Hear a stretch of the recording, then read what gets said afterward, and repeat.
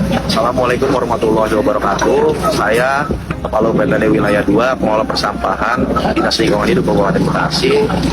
Pada hari ini Kamis tanggal 13 Maret 2025 melaksanakan pengangkatan sampah pasca banjir yang berada di perumahan The Palem Residen, Desa Sriamur, Kecamatan Tambun Utara.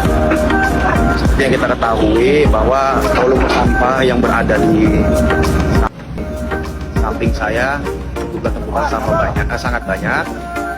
Kami dari UPTD 2 mengerahkan semua armada untuk dilaksanakan pengangkatan sampah sebanyak 30.